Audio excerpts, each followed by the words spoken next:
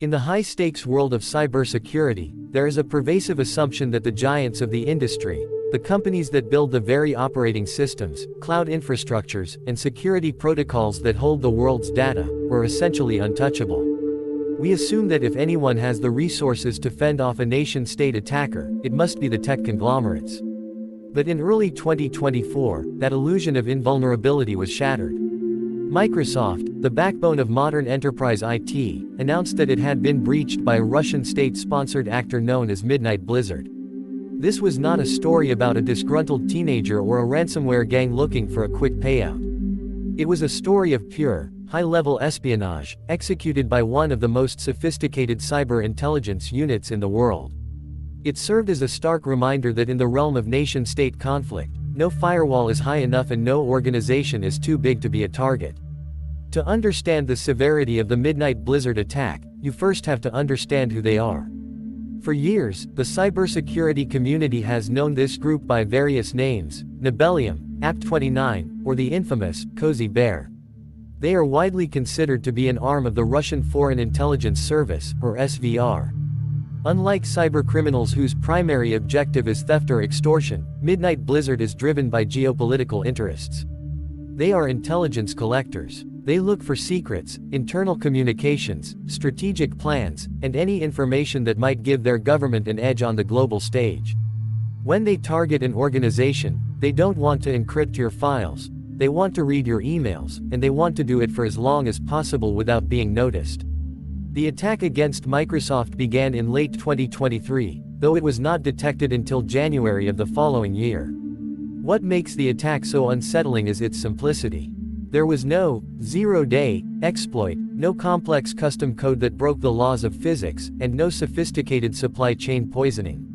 Instead, they used a technique as old as the internet itself: password spraying. The attackers targeted non-production, legacy test accounts within Microsoft's corporate environment, accounts that were often neglected, lacked multi-factor authentication, or used weak, reusable passwords. By slowly and methodically attempting to guess the passwords of these accounts over a long period, they avoided triggering the brute force alarms that would have alerted security teams to a concentrated login effort. Once they gained access to a single account, the game was essentially over. From that initial foothold in a test account, the attackers demonstrated a frightening level of technical discipline. They leveraged the permissions of that account to access other internal systems. They moved laterally, escalating their privileges, and eventually gaining access to a small number of employee email accounts. And here is where the true target was revealed. They weren't interested in the average developer or marketing intern. They were targeting senior leadership, as well as employees within the cybersecurity and legal departments. They were mining for information about their own adversaries. Specifically, they were looking for details on what Microsoft knew about them. By accessing the internal emails of the very people tasked with tracking and disrupting their operations, Midnight Blizzard effectively turned the company's security infrastructure into a surveillance tool against the security team itself. The implications of this breach are profound.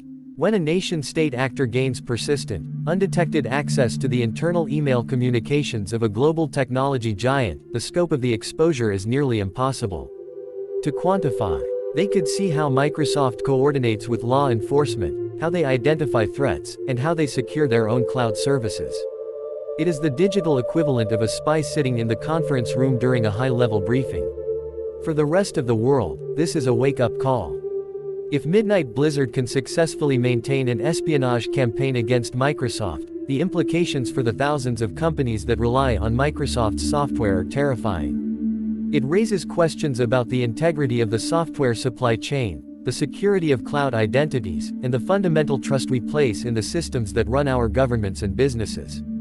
What the Midnight Blizzard attack highlights is the shift toward living off the land.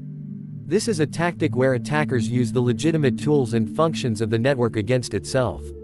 They don't need to install custom malware that might be caught by antivirus software because they are simply logging into the system using valid, stolen credentials. They are using legitimate administrative tools to move data out of the network. This makes detection incredibly difficult. Traditional security metrics focus on blocking unauthorized external code, but they are often blind to a user who is behaving like a legitimate employee, even if that user is a foreign intelligence agent. This forces a complete rethinking of security architecture. It is no longer enough to guard the perimeter, you must assume that the perimeter has already been breached and that the credentials of your users are already in the hands of an adversary. This is where the concept of zero trust moves from a corporate buzzword to an existential necessity.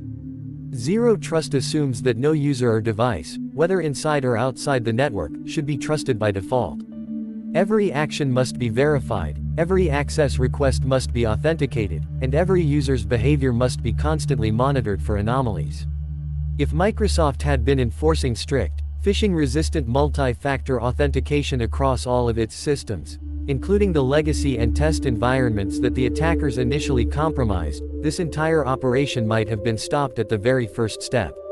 The breach occurred in the gaps between systems, in the places where security policies weren't consistently applied. It is a harsh lesson that in a massive organization, security is only as strong as the weakest, most forgotten account.